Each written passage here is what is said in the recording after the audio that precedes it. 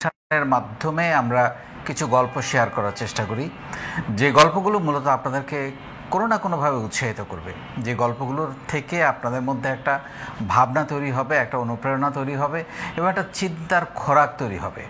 তার চেয়ে বড় কথা, এই প্রত্যেকটা উদ্যোক্তা তার উদ্যোগ নিয়ে যখন কথা বলেন, সেই বিজনেসের আইডিয়াটাও কিন্তু আপনি জানতে পারেন যে উনি কী নিয়ে ব্যবসা করছে, কিভাবে শুরু করেছেন, কোথা থেকে শুরু করেছেন এবং শুরু করার পরে কি কি ঝামেলায় পড়েছেন, কতটা মসৃণ ছিল বা কতটা কষ্টকর ছিল এই পথ চলা, এবং আজকে কোথায় এসে দাঁড়িয়েছেন। এই পুরো জার্নিটা আমরা শেয়ার করব খুব অল্প সময়ে, চেষ্টা করব। আমাদের সঙ্গে আজকে দুজন অতিথি আছেন আপনাদেরকে গল্প শেয়ার করার জন্য। আমরা আপনাদেরকে পরিচয় করে দিব। আমি একটু নামটা বলে দিই। প্রথমেই আমাদের সাথে আছেন ফারজানা ইসলাম মৌরি, সিও ক্রাফটিমেশন, এবং আমাদের সাথে আছেন MD Mahbubur Rahman, CEO pure life. একজন নারী উদ্যোক্তা, একজন পুরুষ উদ্যোক্তা, এবং দুজনের কাছ থেকে আমরা তাদের জার্নিগুলো শুনবো। চলুন তাদের সাথে গল্পটা শুরু করি। মৌরি এবং মাহবুব, আপনাদের দুজনকে স্বাগত আজকের ইউটিভি লাইভে। Thank you. Mouri, ladies first, আমরা প্রথমে নারীদেরকে দিয়ে শুরু করি। মৌরি, আপনাকে দিয়ে শুরু করতে চাই। কেন মাথার মধ্যে আসলো? আমি শুনেছি যে আপনি বিবিএ এমবিএ করেছেন ফাইন্যান্স এবং অ্যাকাউন্টিংয়ে, সো চাকরি করতেন এক সময় মেবি, বাট এই জার্নিটা বা এই উদ্যোক্তা, এই কঠিন পথটা পাড়ি দেওয়ার স্বপ্ন কেন দেখলেন? ওকে, অ্যাকচুয়ালি আমি ছোটোকালের থেকে না অনেক ছোট ছোট রেস্কিউ কাজগুলো করতাম, অ্যানিমাল রেস্কিউ, মানুষ বিপদে পড়ে গেলে সেখানে সব কিছুতে আমি এগুলাতে অ্যাক্টিভ ছিলাম। তো যখন আমি ব্যাংকে জব ছিল আমার, তো পরে দেখলাম যে না, আমার ব্যাংকের টাইমিংয়ের সাথে মিলিয়ে নিয়ে আমার বাকি যে আমার মনের খোরাকের যে কাজগুলো আমি সেগুলো করতে পারছি না। এবং আমার মনে হলো যে না, আমার যে আরও ক্রিয়েটিভিটি আছে, আমি হাতের কাজ ভালো পারি, আমি মানুষকে নিয়ে কাজ করতে বেশি পছন্দ করি, স্টুডেন্টদেরকে নিয়ে কাজ করতে পছন্দ করি, মেয়েদেরকে নিয়ে কাজ করতে পছন্দ করি, সেই কাজগুলো আমি সেভাবে করতে পারছি না। তো ওখান থেকে ডিসাইড করলাম যে না, অন্য কিছু একটা করব। তো হাতের কাজ আমি একটু ভালো পারতাম, আঁকাআঁকি করতাম, হ্যান্ডক্রাফটের জিনিস কিছু ভালো পারতাম, সেখান থেকেই আমার ক্রাফটিমেশনের যাত্রাটা শুরু। তো এরপরে করোনা পড়ে যায়, একটু এখানেই প্রথমেই ধাক্কা, তারপরেও চেষ্টা করেছি যতটুকু কম বেশি, বাট আলহামদুলিল্লাহ ডে ওয়ান থেকে ক্রাফটিমেশনের যাত্রাটা আসলে অনেক স্মুথ ছিল। কিভাবে? সেটা হচ্ছে যে আমি বুঝিনি যে আসলে আমার হাতের কাজ মানুষের কাছে এত পছন্দ হবে, এবং স্টুডেন্টদের যেহেতু আমাদের এখানে কাজ করার সুযোগ আছে, তারাও তাদের স্কুল কলেজের কোচিংয়ের ফাঁকে এসে একটু কাজ করে দিয়ে যায়। এটা কি মূলত হ্যান্ডিক্রাফট নিয়ে? হ্যান্ডিক্রাফট নিয়ে মেনলি আমরা এখন পর্যন্ত হ্যান্ডক্রাফটেড 3D মাস্ক করে থাকছি, জুটের বাঁশের কাজ করে থাকি, হাতের কাজের কাজ করে থাকি। মেনলি হ্যান্ডক্রাফটেড যত কাস্টমাইজ গিফট আছে সেগুলো করে থাকি, mainly handcraft base Bangladeshi product নিয়ে কাজ করে। আপনার বিজনেস শুরুর মূলধনটা কত ছিল? আমার শুরুর মূলধন 3,000 টাকা। মাত্র 3,000 টাকা? আমার মনে হয় সব উদ্যোক্তার গল্পগুলো এরকম, খুব অল্প করে। কারণ আমি এটা আসলে রিস্ক নিতে চাই না বেশি টাকা নিয়ে, কারণ আমার কাছে এমনিও টাকা খুব একটা ছিল না, এবং আমি চাইনি যে কারো থেকে ধার নিয়ে বড় করে শুরু করি। যদি ইনকেস আমার ফেল হয়, আমি টাকাটা কিভাবে রিটার্ন করব? কারণ আমি অবশ্যই ওই অবস্থায় বিবিএ এমবিএ করার সময় যে আমরা তো চাই না বাবা মার কাছে এক পর্যায়ে যে আর চাইতে পারি না, আমাদের মনে লাগে যে আমরা ছেলে হই কিংবা মেয়ে হই, আমরা তো চেতে পারি না যে আচ্ছা একটু দাও একটু দাও, বারবার চাওয়াটা ভালো লাগে না। তো সেখান থেকে আসলে রিস্কটা নেওয়া, যে যেটুকুই আছে দেখি করে, তো একটা পেজ খুলে শুরু আর কি। এই ধরনের প্রোডাক্ট চিন্তা করার উদ্দেশ্যটা কি আপনি হাতের কাজ ভালো পারেন, এটাই একটা কারণ? কারণ আমি যতজনকে কিছু গিফট দিতাম, আমার সবসময় হাতের জিনিস দিতাম। তো ওখান থেকে দেখছি যে আচ্ছা, তুমি যেহেতু ভালো হাতের জিনিসটা পারো, এটা ইউনিক হয়, অলওয়েজ একটা কাস্টমাইজ গিফট থাকে, তো ওটাও ভালো লাগার একটা জিনিস থাকে। মনে করেন আপনার বইটা আমার মিনি বুক শেলফে থাকলো, আপনাকে আমি গিফট দিলাম, তো অবশ্যই আপনার কাছে খুবই ভালো লাগবে পার্সোনালাইজ করা, একদম সুন্দর করে একটা কাস্টমাইজ গিফট। তো ওইটাই আর কি, ওইভাবে থেকেই আসলে ক্রাফটিমেশনটা শুরু করা। মানে সবাই তো উদ্যোক্তা হইতে চায়, মানে এটা একটা ড্রিম অনেকেরই, যে ঠিক আছে চাকরি করব না, একটা স্বাধীন ব্যবসা করব। আসলে আমি ব্যক্তিগতভাবে মনে করি উদ্যোক্তা জার্নিটা স্বাধীন হলেও আসলে নিজের অনেক কাছে কিছু। জবাব দিতে অনেক বেশি, অনেক এবং বেশি। উদ্যোক্তা হচ্ছে 24 আওয়ার্স, হ্যাঁ, দিন রাত নেই। দিন রাত নেই। স্ট্রাগলগুলো কেমন ছিল? স্ট্রাগল বলতে অনেক। হ্যাঁ, এক হচ্ছে যে ব্যবসা যখন 2-3 বছর হয়ে গেছে তখনও হচ্ছে আমার ফ্যামিলি থেকে সাপোর্ট সেভাবে নেই, বলতেছে জাস্ট এই সামনের মাস থেকে তুমি জব শুরু করবা, এই ধরনের ব্যবসা বাণিজ্য করে কি পাগলামি করতেছো, এগুলো দিয়ে হবে না। দেখো এত বড় বড় আদার্স আরও হ্যান্ডিক্রাফটের কোম্পানি আছে বাংলাদেশের, নন রিনাউন কোম্পানিজ আছে, তাদের সাথে সেভাবে পারবা না তুমি। তো মেড ইন বাংলাদেশ একটা ব্র্যান্ড হিসেবে তৈরি করতে গেলে যেভাবে মূলধন লাগে, যেভাবে লিঙ্ক লাগে, কানেকশনস লাগে, নেটওয়ার্কিং লাগে, সেগুলো কোনো কিছুই নেই তোমার ভিতরে। অ্যান্ড তুমি পড়ে তো মার্কেটিং নিয়েও পড়োনি, তুমি ফাইন্যান্স নিয়ে পড়ে আসছো, MBA করে আসছি ফাইন্যান্সে আমি, দেন BBA করেছিলাম অ্যাকাউন্টিংয়ে।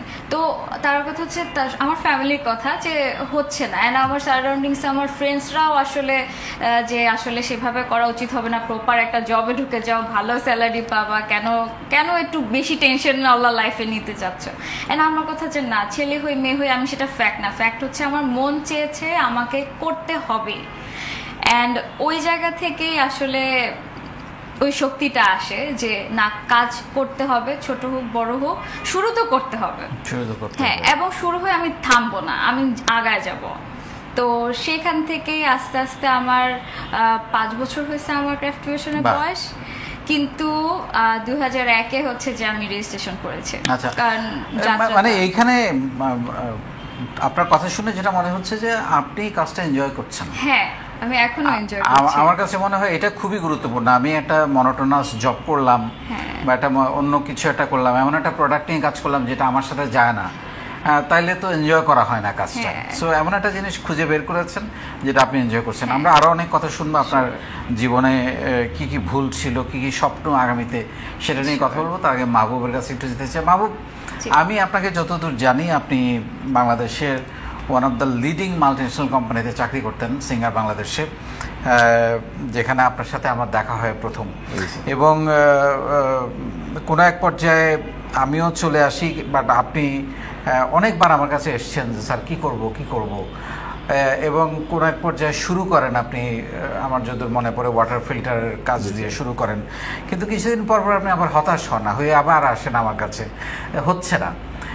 তো প্রথম কথা হলো যে কিভাবে হলো এটা একটু শুনতে চাই। তার আগে অ্যাকচুয়ালি সিঙ্গারে আপনারা ব্যবসায়ী করছিলেন, হচ্ছে কাইন্ড অফ ব্যবসা, সব দায়িত্ব মানে হচ্ছে কাইন্ড অফ বিজনেস। নিজের উদ্যোগের স্বপ্নটা কিভাবে দেখলেন যে নিজে কিছু করবেন এককভাবে, আর এই যে হচ্ছিল না বারবার, পরে ম্যাজিকটা কিভাবে ঘটলো? ধন্যবাদ স্যার। আমি আজকে আপনার এখানে আসতে পেরে এই প্রথম নিজেকে উদ্যোক্তা ভাবছি। আমি এতদিন পর্যন্ত উদ্যোক্তা ভাবতাম না, কাজ করে যাচ্ছি স্যার। আপনি স্যার একটা চমৎকার জিনিস মনে করে দিয়েছেন যে আমি একটা মাল্টিনেশনাল কোম্পানিতে ছিলাম, আপনার অধীনস্থই ছিলাম স্যার। আপনার সাথে আমার একটা খুব গুড রিলেশন ছিল। আর সিঙ্গারের চাকরি শেষ করার পরে কিছু একটা করতে হবে স্যার, কিন্তু আমি একদম ওই যে যেটা বলে না যে খুব ছোট থাকতেই কমান্ড শুনতে ভালো লাগতো না। আপনি যদি আমাকে ঘুরিয়ে বলেন আমি সব করতে রাজি, কিন্তু কমান্ড করে বলেন এটা করো, আমার স্যার এটা লেগে যায়। তো ওখান থেকে নিজে স্বাধীনভাবে একটা কিছু করব। তো চাকরি শেষ করার পরে কিছু করব, তখন থেকে স্যার আমি যদি লম্বা করে না বলি, পানি নিয়ে আমি খুব সচেতন ছিলাম, খাবার পানি নিয়ে বিশেষ করে। আমি ভাত খাবো না, অন্য কিছু খাবো না, কিন্তু পানিটা আমার ফ্রেশ হইতে হবে। এবং আমি যখন গ্রামে যাইতাম, আমি তো গ্রামে, আমার শৈশব কাটছে রাঙ্গামাটি, তারপর আমার গ্রাম কুমিল্লাতে। তো তখন শুনতাম যে কেউ সৌদি আরব থেকে আসতো, কেউ ইটালি থেকে আসতো, যে ওখানে পানি কিনে খায়। তার মানে টোডে আর টমেরো আমাদের দেশেও কেউ কিনে খাবে, মাথার ভিতরে ওটা কিলকিল করতো। তারপরে যাই হোক, এটা শুরু করলাম আপনার ছোট্ট ফিল্টার দিয়ে। আপনার মূল কথায় আসি, আপনি যেটা বলছেন যে আপনার কাছে যেতাম স্যার, আমি অসংখ্যবার এই বিজনেসটা ছেড়ে দিছি। আমি আর করব না, এই বিজনেসটা আর করব না, আমার সংসার চলছে না। কিন্তু যখনই শেষ, আচ্ছা স্যারের কাছে যাই, স্যার তো একটা পরামর্শ দেবে। আপনার তখন এই ফাউন্ডেশন তৈরি হয়নি স্যার, নিজের বলার মতো গল্প ফাউন্ডেশন তৈরি। আপনার অফিসে যেতাম, আপনি আমাকে আধা ঘন্টা, 1 ঘন্টা, 2 ঘন্টা সময় দিতেন, সেখান থেকে এসে আবার বিজনেস চালু করতাম। এরকম করে আমি আপনার কাছে যতদূর মনে পড়ে অনেকবার গিয়েছি অনেকবার। অনেকবার। আপনি প্রতিবারই একটা ছোট্ট হেল্প করতেন, সেটা তখন ছোট ছিল না, এখন ছোট, তখন অনেক বড় ছিল। আপনি হয়তো আমার একটা ফিল্টার আপনার কলিগদের কাছে অথবা রিলেটিভসদের কাছে আপনি আমাকে অ্যাড্রেস দিতেন, ঠিক আছে এখানে লাগাই দেন, ওটাতে হয়তো আমার একটা কিছু টাকা আসতো। কিন্তু তখন আপনার প্রতি আবার স্যার বেরিয়ে আসলে বিজনেসটা আবার শুরু করতাম, আবার 1 মাস পরে আপনার প্রতি খুব রাগ উঠতো স্যার। স্যার কোনো ভালো পরামর্শ দিল না, শুধু এটাকেই ধরে রাখতে বলে। কিন্তু আমি তো আর পারছি না, কিন্তু স্যারকে তো বুঝাইতে পারছি না যে স্যার আমার তো সংসার চলছে না, আমি তো এটা ধরে রাখতে পারতেছি না। আমি স্যার যদি আপনার এই প্রসঙ্গে বলি, আপনি প্রায় যেটা বলেন যে সাহস করুন, হ্যাঁ শুরু লেগে থাকুন। সাহস করা যায় স্যার, শুরুটাও ইচ্ছা মতো করা যায়, লেগে থাকাটা সো টাফ স্যার, এইটা একেবারেই টাফ।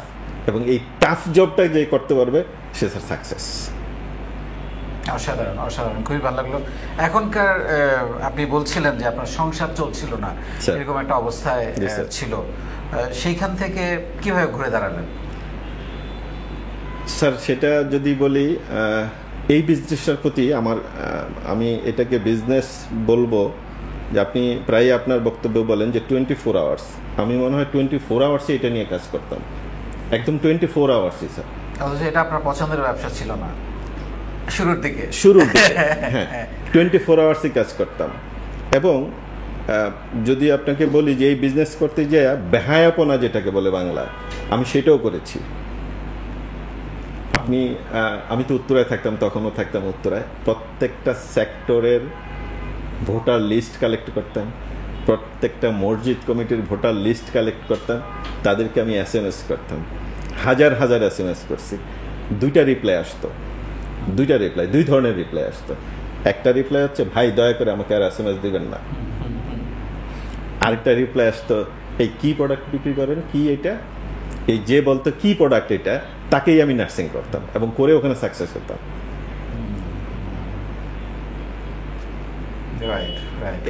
এইটা স্যার।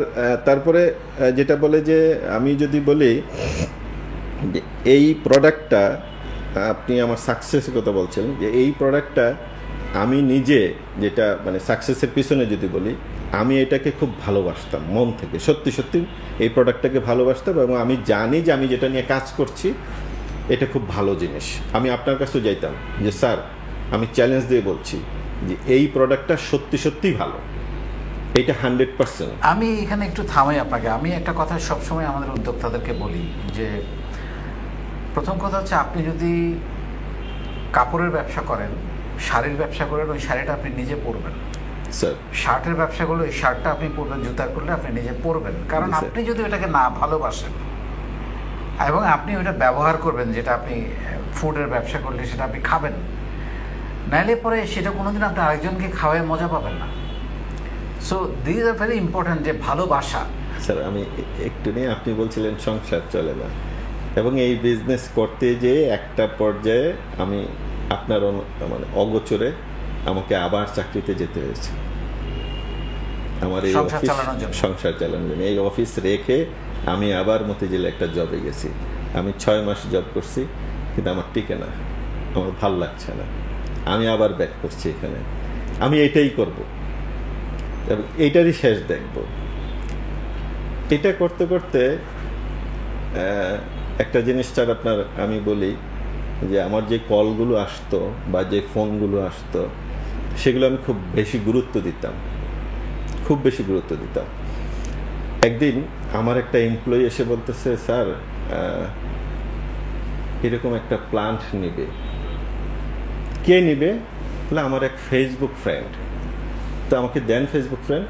সে তাকে কানেক্ট করতে পারতেছে না, আমি সংক্ষেপে বলছি স্যার, কানেক্ট করতে পারতেছে না, আমাকে দিল। আমি কানেক্ট করার চেষ্টা করলাম 3 মাস। ক্লু শুধু একটাই, প্লান্ট একটা নিবে। আমি তাকে 3 মাস চেষ্টা করে একটা নাম্বার পেলাম, এটা হচ্ছে বরিশালে। তাকে ফোন দিলাম, বলে হ্যাঁ নিতে পারি, শিওর না। তার সঙ্গে আমি আবার 1-2 মাস বেহায়াপনা করলাম, দিনে রাতে তার সঙ্গে দিনে রাতে ফাইনালি সে, আমি বললাম যে ভাই আমি আপনার সঙ্গে দেখা করতে চাই। বলে আমার সঙ্গে দেখা করে লাভ কি?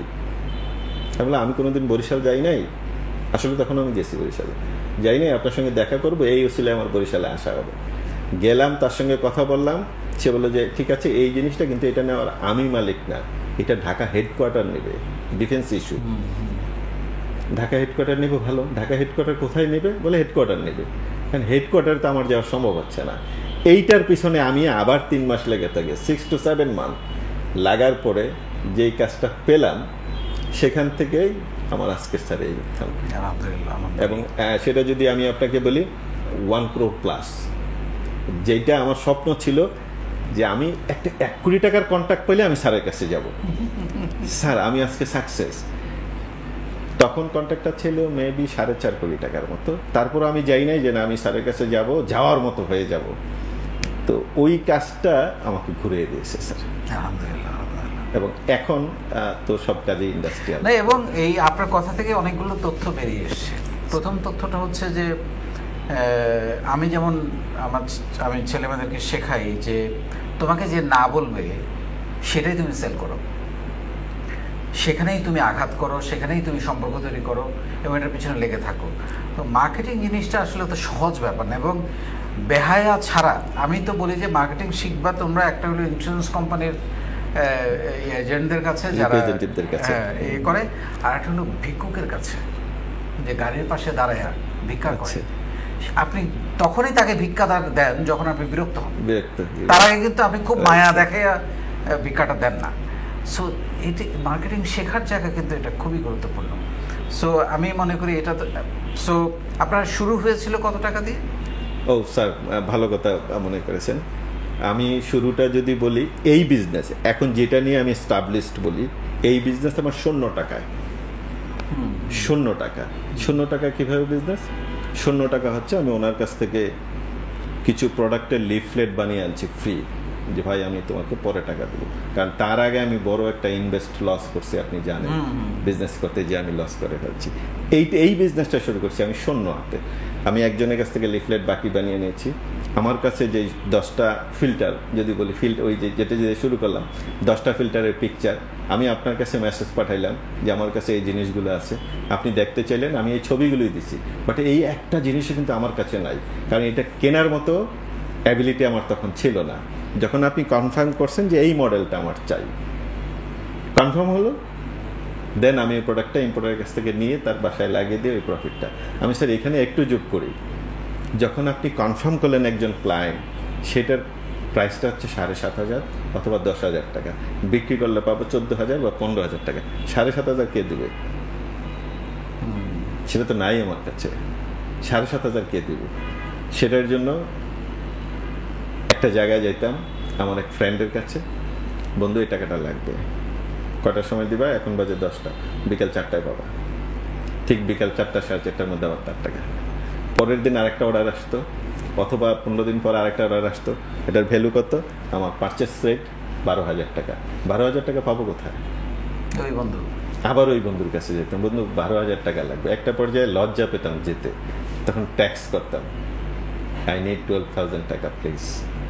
সে সঙ্গে সঙ্গে বিকাশে টাকাটা দিয়ে দিত। এই টাকা দিয়ে প্রোডাক্টটা কিনতাম, কিনে তার টাকাটা আগে শোধ করতাম, বাকি টাকাটা পরিবারে যে ডিউ ছিল কিছু, স্কুল স্যার বেতন, এটা সেটা, এগুলো দিয়ে এটা হচ্ছে শুরুটা স্যার।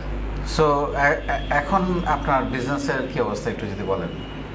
আজকে স্যার আমি আসার আগে, যেহেতু আপনি জানতে চাবেন, আমার হয়তো মনে হচ্ছে স্যার জানতে চাবে, আমি এই মুহূর্তে বাংলাদেশে 7টা জেলায় আমার অফিস আছে। 7টা জেলা, আলহামদুলিল্লাহ। এক একটা জেলায় আপনার মিনিমাম 10 থেকে 13 জন হচ্ছে এমপ্লয়ি এক একটা জায়গায়। 7টা জেলায় অফিস। এটা মিউনিসিপ্যালিটি স্যার, গভর্নমেন্টের একটা কাজ আমি করতেছি 7টা জেলায়। আর আরেকটা কাজ আছে আমার কুয়াকাটাতে, ওটাও ডিফেন্সের একটা কাজ। সব মিলে এই মুহূর্তে আমার 11.5 কোটি টাকার প্রজেক্ট হাতে আছে। আলহামদুলিল্লাহ, মেনি কংগ্রেচুলেশন। সো 0 হাতে শুরু করে আজকে কত বছর? স্যার আমার 12 সালে স্টার্ট। 12 মানে হচ্ছে 13 বছর।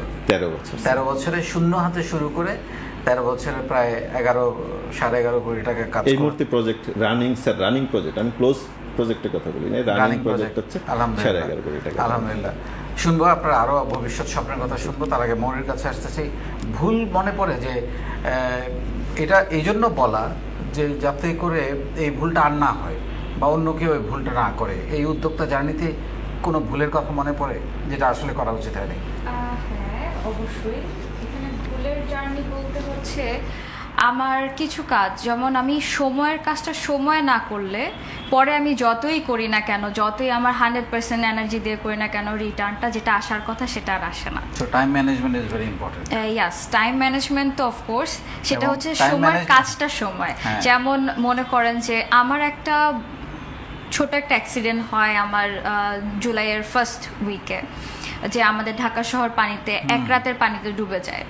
তো ওই সময় হচ্ছে আমার কিছু ডেলিভারি থাকে এবং ছুটির দিন থাকা সত্ত্বে হচ্ছে যে আমার ডেলিভারি অ্যান্ড অল, সব প্যাকেজিং অ্যান্ড অল রেডি করা অবস্থায় একদম নিচে রাখা ছিল। তো আমার যেহেতু ফ্যাক্টরি নিচতলা, তারপর আমার অফিস নিচতলা ছিল, তো পানি টানি ঢুকে আমার সকল প্রোডাক্ট ড্যামেজ হয়ে যায়, প্রায় 17 লাখ প্লাস টাকার। তো ওই সময় আমার তখন মনে হলো যে এক জায়গায় আসলে আমাদের এত ইনভেস্টমেন্ট করা উচিত না, আমাদের হয়তো বা আলাদা আলাদা আরেক কিছু সেক্টর কিংবা অন্য কোনো কিছুতেও ইনভেস্টমেন্ট করা দরকার আছে। কারণ যদি আমি এক জায়গাতে এই যে আমার হ্যাসেলটা হলো, আমার জন্য এটা অনেক বড় কিছু, এবং ওইটা ওভারকাম করতে করতে আবার দেশের পরিস্থিতি সমস্যা হলো, তো অফকোর্স 2-3 মাসের কোনো সেল নেই।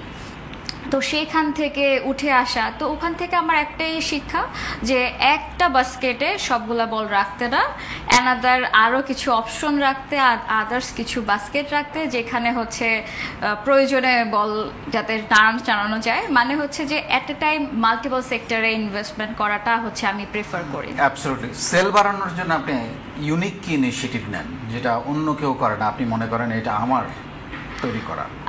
সেল বাড়ানোর জন্য আফটারঅল সত্যি বলতে কি এখন পর্যন্ত আমার সব কিছু অর্গানিক গ্রোথ, অর্গানিক সব কিছু, সেইভাবে আমার সেলের সেভাবে আমার নিড আমি এখনো ফিল করি নাই।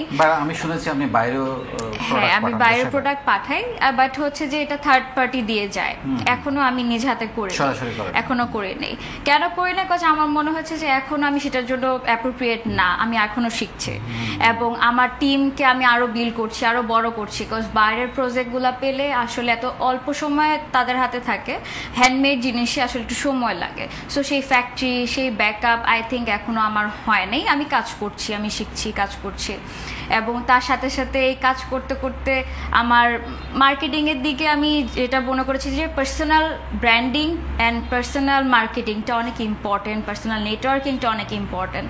আজকে যদি আমি বলি আপনার এখানে বসতে পারার রিজন, আপনার সামনে বসতে পারার রিজন, সেটা হচ্ছে যে আমি নেটওয়ার্কিংয়ের দিকে মনোযোগী হওয়াতে আজকে আপনার সামনে বসতে পেরেছি। তো সেটার জন্য আমি আসলে সত্যি বলতে একটা প্ল্যাটফর্মকে চুজ করেছিলাম, সেটা হচ্ছে এন্টারপ্রেনার্স ক্লাব অফ বাংলাদেশ। ওটার আমি ফাউন্ডার মেম্বার।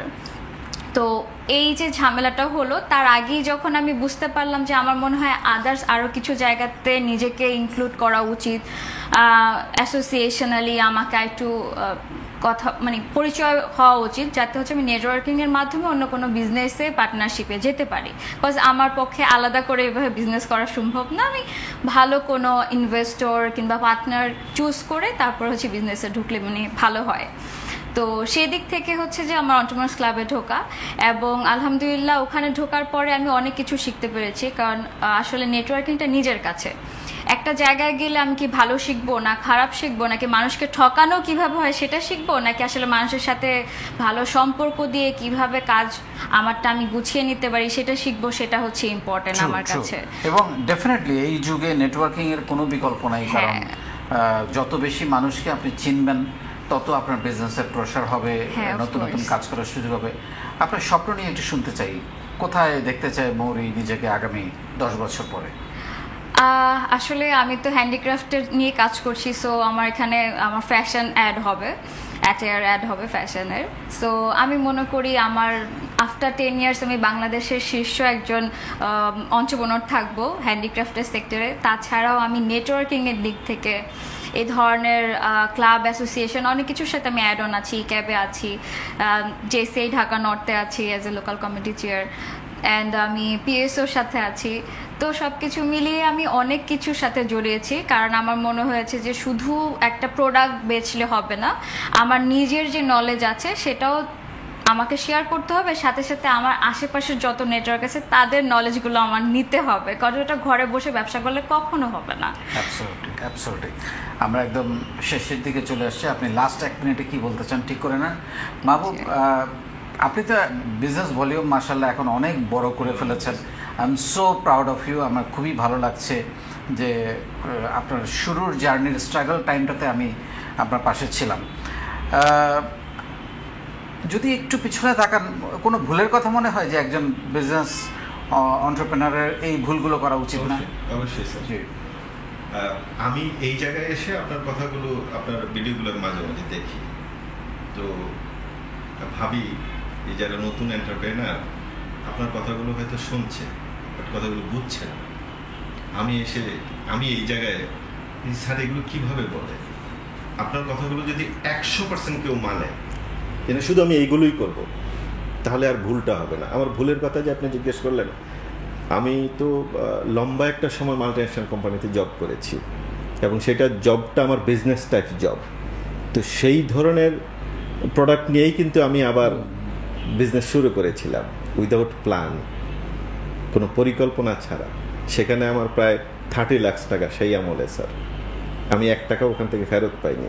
কিন্তু যখন ওই যে আপনি বললেন যে প্ল্যান করা, পরিকল্পনা করা, অথবা আপনার একটু শিখে, মানে ফুট করে কিছু না করে, পরিকল্পনা ছাড়া না করে, আরেকটা হচ্ছে ভালো লাগা, ভালোবাসা যেই জায়গাটা আছে, যেই প্রোডাক্টের কাছে আছে, যেই জায়গায় আছে, যেখানে আমাকে 24 আওয়ার্স টানে, 24 আওয়ার্স আমার ওই কাজটাই করতে মন চাবে, এই পরিকল্পনা ছাড়া কোনো কিছু করাটা ভুল স্যার। যেটা আমার ছিল, আমি 0 টাকায় শুরু করেছি, কারণ তখন আমার কিছুই ছিল না স্যার, সব লস হয়ে গেছিলো। আপনার ভিডিওগুলোতে আমি বলবো, আপনি যদি আমাকে বলেন যে এই যে আপনি লাস্ট একটা ভিডিওতে মানে 15টা শব্দ কি যেন 15টা বলছিলেন স্যার, এগুলো প্রত্যেকটা মানুষের বিজনেস করতে গেলে প্রত্যেকটা মানুষের জীবনে দরকার। মানে আমি যখন এগুলো শুনি তখন মন চায় যে আমি উদ্যোক্তাদেরকে হাতে পায়ে ধরি, বলি প্লিজ এগুলো শোনো এবং এগুলোই করো, তাহলে আমার মতো আর তুমি 0 থেকে শুরু করতে হবে না, অথবা পারিবারিক চাপে মাঝখানে আবার জবে যেতে হবে না। প্লিজ শোনো। আমার মাঝে মাঝে মন চাই ভিডিওর নিচে আমি কমেন্টস করে আমি একটা ভিডিও দেই যে প্লিজ দয়া করে উদ্যোক্তা হওয়ার আগে এই কাজগুলো করো, স্যারের এই কাজগুলো করো। আলহামদুলিল্লাহ। কোথায় দেখতে চায় মাহবুব 10 বছর পরে নিজেকে? 100 কোটি টাকার ব্যবসা হোক? শুধু টাকা না স্যার, শুধু টাকা না, আপনি স্বপ্ন অনেক আছে স্যার। আমি আসলে আমার চেয়ে অনেক বড় স্বপ্ন আমি দেখি। আমি যতটুকু মানুষ তার চেয়ে বেশি স্বপ্ন দেখি। আপনি চেনেন, আমি খুব পছন্দ করতাম 2 জন মানুষকে, সিঙ্গারের, মাহবুব জামিল এবং আপনাকে স্যার। আমি মাহবুব জামিলের ওই স্বপ্নগুলো আমি দেখি যে একদিন আমার তো এখন প্রায় 100 কাছাকাছি হয়ে যাবে আর কয়েকদিন পরে, এই 100-150 লোক নিয়ে দেশের বাইরে উড়াল দেবো, একটা কনফারেন্স হবে, সারা বাংলাদেশের মানুষ জানবে এটা একটা ব্র্যান্ড। অসাধারণ। সারা বাংলাদেশের সব জেলায় একটা ব্রাঞ্চ থাকবে, সব জেলায় একটা সার্ভিস থাকবে, আপনি একটা মোবাইলে বসে আপনার ওয়াটারের সলিউশনটা পাবেন। আমি স্যার এই জায়গাটা দেখতে চাই। আরেকটা স্যার, যেখানে বসে আছি এরকম একটা জায়গা, একটা 10তলা বিল্ডিংয়ে, পুরোটাই হবে পিওর লাইফের অফিস। অসাধারণ। আপনার স্বপ্ন পূরণ হোক, এবং স্বপ্ন না দেখলে আসলে স্বপ্নের কাছাকাছি যাওয়া যায় না, এটা হচ্ছে মূল জিনিসটা। এবং আজকে আপনি যেখানে এসছেন, এটা তো ডেফিনেটলি আপনার পরিশ্রম, আপনার হার্ডওয়ার্কিং, আপনার সততা, লেগে থাকা, নিষ্ঠা, মার্কেটিং প্ল্যান, সব কিছু আছে। কিন্তু তার চেয়ে বড় যেটা ছিল সেটা হচ্ছে স্বপ্ন। যে এই স্বপ্নটা আপনি দেখেছিলেন যে আমি, যেমন আজকে যে স্বপ্নটা আপনি বললেন যে আমি এরকম একটা উড়োজাহাজ ভাড়া করে সবাইকে নিয়ে যেতে চাই, এটাও কিন্তু গোলে পরিণত হবে তখনই যখন আপনি এটার পেছনে হাঁটা শুরু করবেন। আমি শিওর আপনি হাঁটা শুরু করেছেন। আমি একদম শেষ পর্যায়ে চলে এসেছি। ফাইনালি আপনি 30 সেকেন্ডে যদি কিছু বলতে চান বলবো, তার আগে মরি আপনার কাছ থেকে শুনতে চাই। আমি সত্যি বলতে থ্যাংক ইউ সো মাচ আমাকে এখানে ইনভাইট করার জন্য, কারণ আমি ভাবতেও পারিনি সত্যি বলতে যে এত অল্প সময় আপনার সাথে আমার পরিচয় হয়েছে, এর মধ্যে এত সুন্দর একটা সুযোগ আমি পাবো, এই নিজের বলার মতো গল্পতে আসতে পারবো। I am so happy. And আমি মনে করি যে আমরা সামনে আরও অনেক কাজ করতে পারবো, কারণ আমার একটা ছোট একটা আসলে মানে কোম্পানি আছে ইন্টার ইভেন্ট নামে, তো ওখান থেকে আমরা অনেক প্রজেক্ট করছি এবং আমি চাই যে আপনিও আমার সাথে থাকেন, আমাদের সাথে যুক্ত হন। এবং আমি বলবো যে আমার আসলে এতিমদেরকে নিয়েও কাজ করার ইচ্ছা, বৃদ্ধদেরকে নিয়ে কাজ করার ইচ্ছা, এবং স্টুডেন্টকে নিয়ে তো আমি করছি, এখন আরও একটু বড় করে করার ইচ্ছা। নারী উদ্যোক্তাদেরকে নিয়ে কাজ করব। অ্যানিম্যাল শেল্টার নিয়ে আমি একটু কাজ করছিলাম, এখন একটু বন্ধ হয়ে গেছে, আবার একটু শুরু করব। এই কাজ চলছে। আমি চাবো যে আপনারা, আমার যত নেটওয়ার্ক আছে সবাই আমাকে সাপোর্ট করেন, যাতে হচ্ছে আমি ভালো কাজ দিয়ে ভালো একটা সোসাইটিকে ভালো কোনো ইম্প্যাক্ট দিতে পারি। আমার এটাই হচ্ছে চাওয়া। অনেক দোয়া থাকলো। মাহবুব, লাস্ট কিছু সবশেষে যদি বলি, বিজনেস সফল হওয়ার জন্য শর্টকাট কোনো ওয়ে নাই স্যার, কোনো উপায় নাই। আপনার সর্বশেষ শব্দ যেটা লেগে থাকুন, এটা কষ্টের, বাট এটাই করুন, আপনি সাকসেস হবেন নিশ্চিত sir. Thank you very much. শুনলেন দুজনের গল্প। আমি তো মনে করি অনেকগুলো পয়েন্ট ছিল, অনেকগুলো তথ্য ছিল যেগুলো আপনাদের ডেফিনেটলি কোনো না কোনো কাজে লাগবে। সেখানে তাদের শুরুর গল্প ছিল, তাদের হেরে যাওয়ার গল্প ছিল, লেগে থাকার গল্প ছিল, এবং প্রোডাক্ট চয়েসের একটা ব্যাপার ছিল যে কোনটা করতে আপনার ভালো লাগে।